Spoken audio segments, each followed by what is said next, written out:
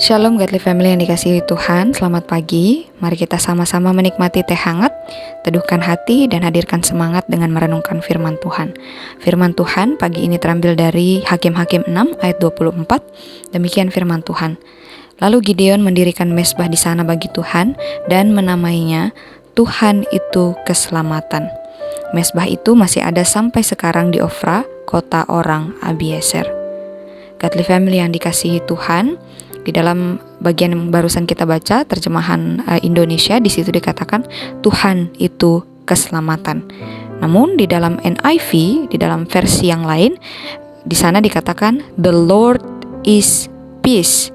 Nah, terjemahan ini lebih mendekati dengan bahasa aslinya karena di sana dikatakan Allah itu adalah Shalom atau peace. Nah, apa maksudnya? Tuhan itu adalah Shalom atau Tuhan itu adalah damai. Godly Family, biasanya kita mengerti atau memahami damai atau peace atau Shalom itu sebagai keadaan yang baik-baik, tidak ada perang, tidak ada konflik, ayam tentrem, nyaman, dan sebagainya. Nah, saudara-saudara atau Godly Family yang dikasihi Tuhan, dalam bahasa aslinya di sana dikatakan Jehovah Shalom. Shalom itu ternyata berarti komplit atau whole atau utuh. Jadi Shalom itu merujuk pada sesuatu yang kompleks dengan banyak bagian dalam keadaan lengkap atau dalam keadaan yang utuh. Jadi Shalom itu adalah sesuatu yang kompleks, sesuatu yang isinya banyak, yang terdiri dari banyak hal tetapi dalam keadaan yang lengkap. Nah, itulah Shalom ya, seperti puzzle.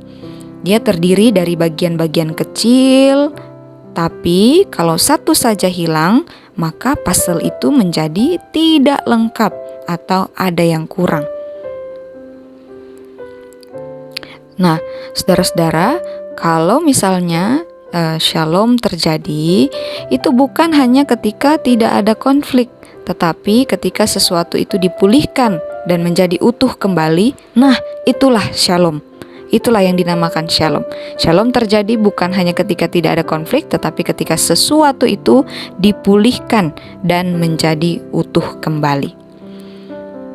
Godly Family yang dikasihi Tuhan, di bagian yang tadi kita baca, di sana Gideon mendirikan mezbah bagi Tuhan dan menamainya Tuhan itu keselamatan atau Tuhan itu Shalom, Tuhan itu damai. Nah, kenapa Gideon mengatakan demikian? Kenapa Gideon memberikan nama mezbah itu Jehovah Shalom? Saudara, Gideon menyadari bahwa Allah akan membawa pemulihan atau Shalom kepada bangsa Israel. Gideon sadar betul bahwa Shalom itu hanya bisa didatangkan oleh Allah. Pemulihan terhadap bangsa Israel itu hanya bisa dibawa oleh Allah.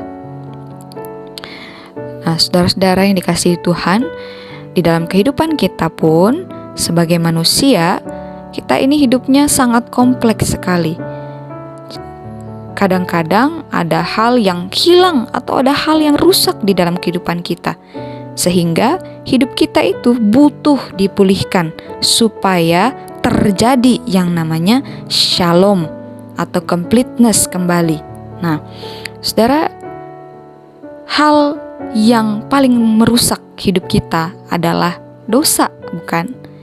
Nah, bagaimana caranya supaya kita ini dipulihkan dari dosa itu sehingga di dalam hidup kita ada terjadi yang namanya Shalom? Yesaya itu menubuatkan akan datangnya Raja Damai yang sesungguhnya. Dia mengatakan, dia memberitakan tentang Raja Damai yang sesungguhnya, Shalom yang sejati. Maka di dalam perjanjian baru, kedatangan Kristus itu dideklarasikan sebagai datangnya damai, datangnya Raja Damai, datangnya Eirene, datangnya Shalom yang sejati. Jadi Shalom yang sejati bisa kita alami, pemulihan yang sejati dari kerusakan akibat dosa itu bisa kita alami hanya di dalam Yesus Kristus. Kita sudah menerima shalom itu melalui Kristus. Kita sudah mengalami shalom itu melalui kematian dan kebangkitan Kristus.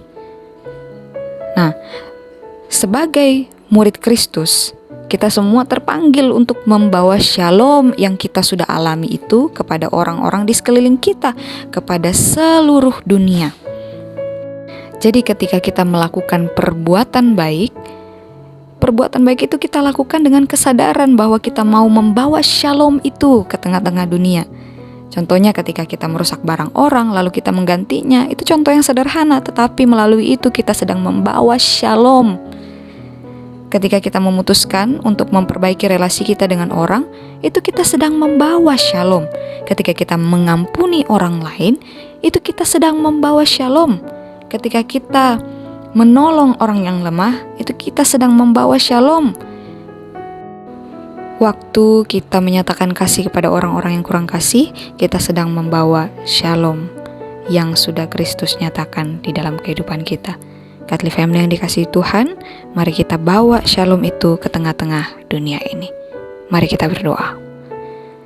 Ya Tuhan, kami bersyukur dan berterima kasih karena Engkau memberikan Yesus Kristus bagi kami, membawa shalom ke tengah-tengah kehidupan kami, sehingga kehidupan kami yang rusak akibat dosa itu dapat dipulihkan. Dan kami berdoa ya Tuhan, agar Roh Kudus memimpin kami untuk membawa shalom itu ke tengah-tengah dunia yang juga rusak ini ya Tuhan. Sehingga semua orang dapat melihat bahwa satu-satunya yang dapat membawa shalom dalam kehidupan mereka, satu-satunya sumber shalom yang sejati adalah Yesus Kristus. Di dalam nama Tuhan Yesus kami berdoa. Amin. Selamat menjalani aktivitas sepanjang hari ini dan selamat membawa shalom itu ke tengah dunia. Tuhan Yesus memberkati.